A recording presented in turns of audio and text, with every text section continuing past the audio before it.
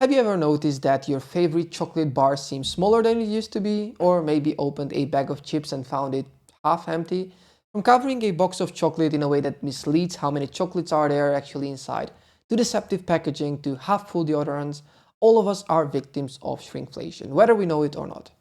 Companies do get very creative on this topic, and unfortunately, even nature is getting involved. Shrinkflation is a term that is used to describe the business practice where a product's price remains the same, but the manufacturer reduces the quantity or quality.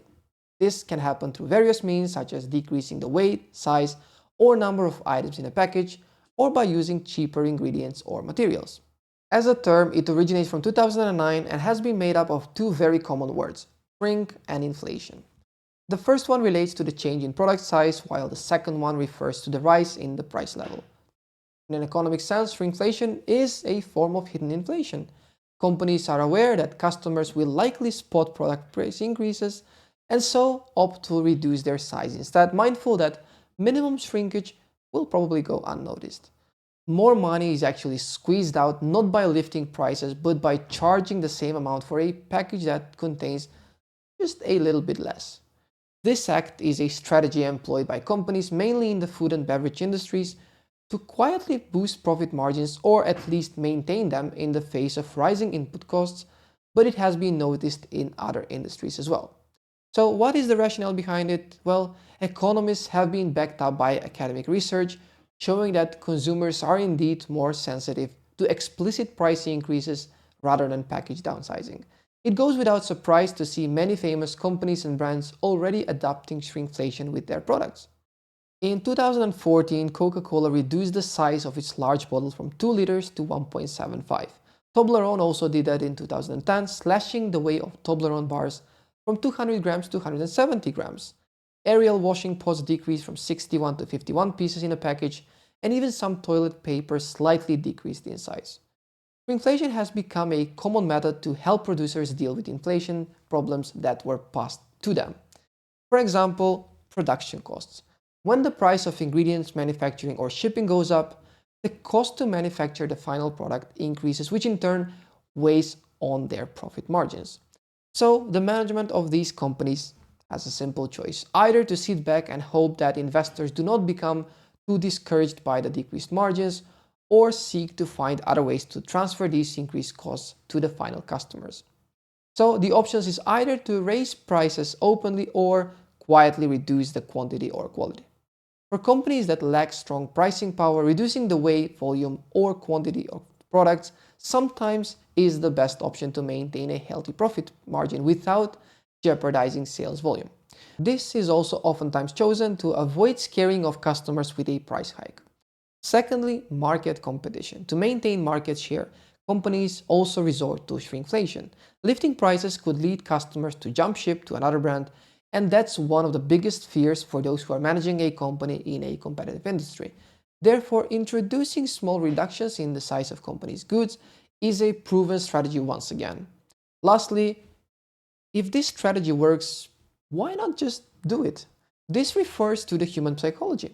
Companies choose to shrink their products rather than charge more because we, the consumers, are more likely to pay more attention to prices than sizes.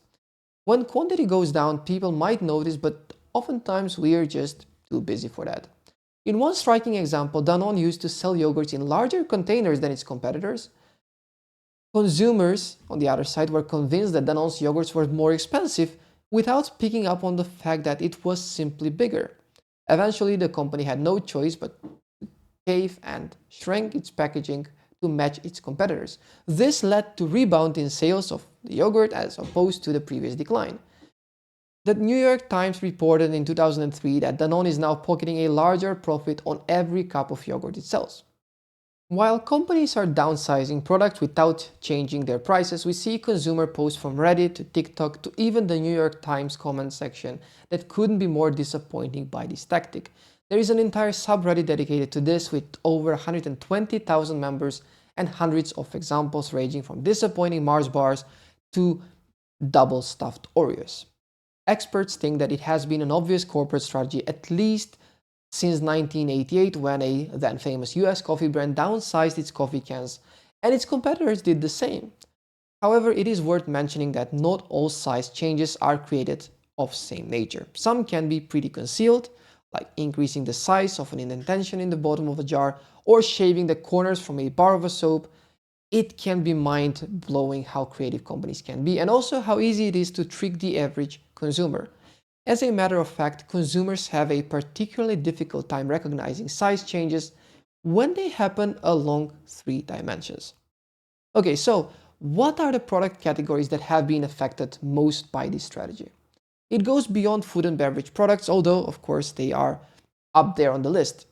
Household paper products are actually at the top of the downsizing rate. Snacking products come in second, while most consumers' favorite fresh donuts and cakes occupy the third place.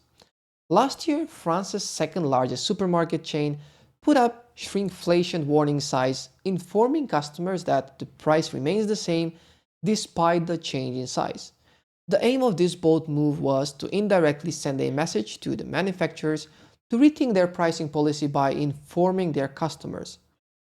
There were 26 products identified, including a milk formula produced by Nestle that changed from 900 to 830 grams, Lipton's iced tea produced by Pepsi, decreasing from 1.5 to 1.25 liters, and ice cream made by Unilever that shrunk from 350 to 320 grams.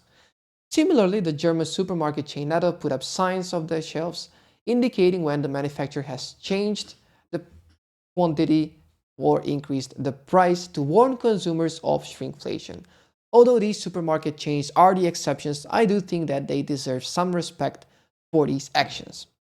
As for the manufacturing companies, of course, there has been no response.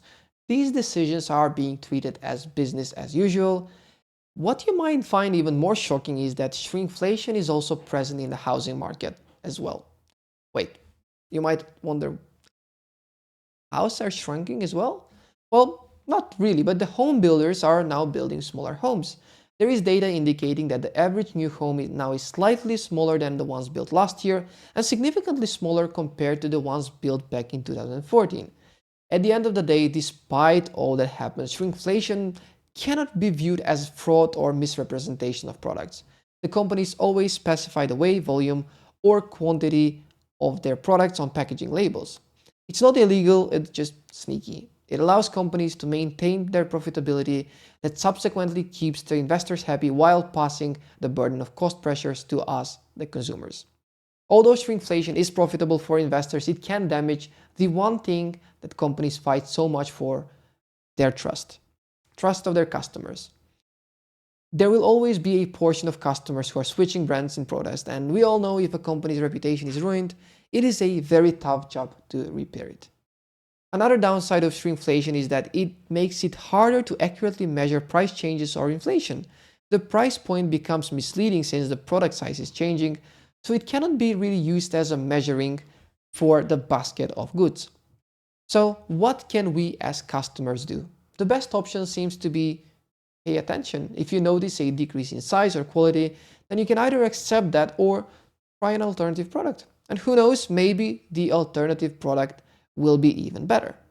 If you've enjoyed this video, feel free to subscribe. After all, it is free. Thank you for following the video until the very end. And as always, see you in the next one.